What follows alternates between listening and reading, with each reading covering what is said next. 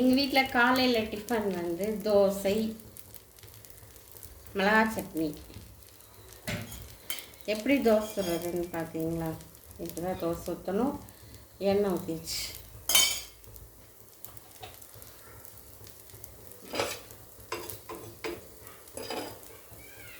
இப்போ வந்து சட்னிக்கு என்ன அதாவது வெங்காய சட்னி, இதுக்கு பேர் மிளகா சட்னின்னு சொல்லுவோம். இதுக்கு என்ன தேவையானது என்னன்னு பார்க்கலாம்.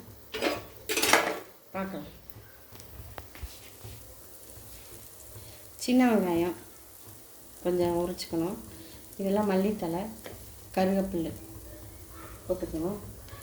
இந்த ஜாரில் வந்து 2 தக்காளி, மிளகாத்தூள் 2 ஸ்பூன், உப்பு நமக்கு தேவையான அளவு,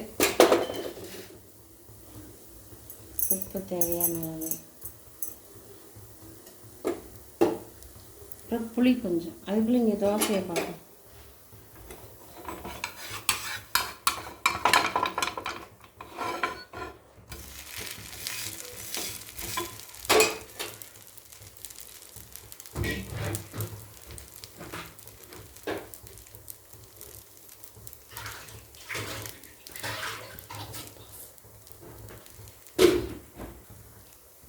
புளி கொஞ்சம் சட்னிக்கு புளி போட்டுடலாம். இங்கே தோசை எடுத்துக்கலாம்.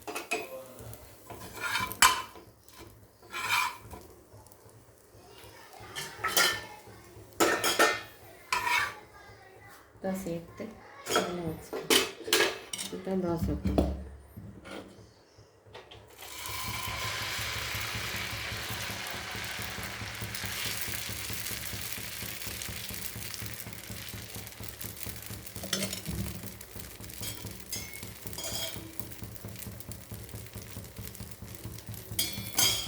இந்த தோசை வேகிறதுக்குள்ளே இப்போ சட்னி அரைச்சிப்போம். சட்னிக்கு தேவையானது நம்ம போட்டுக்கலாம்.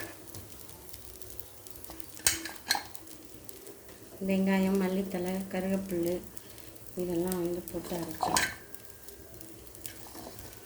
உப்பு போட்டாச்சு. இப்போ அரைச்சி வந்துடலாம். ஜாரில் வச்சு அரைச்சிடலாம். மூடியை போட்டு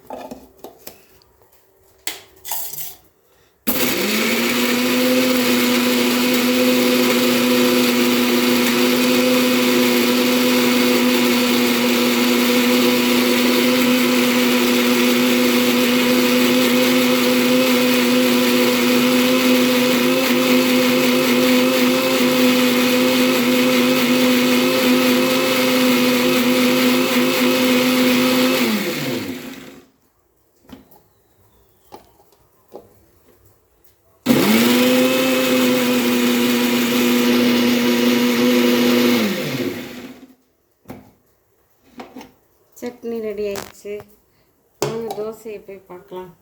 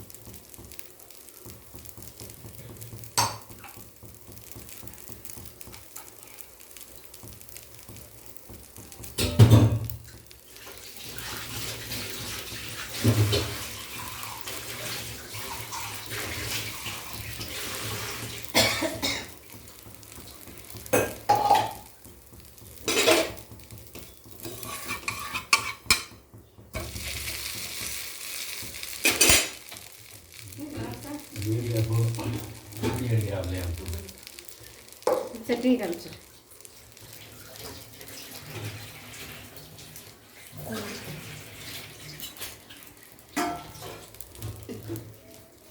சட்னி ரெடி ஆயிடுச்சு போதும்.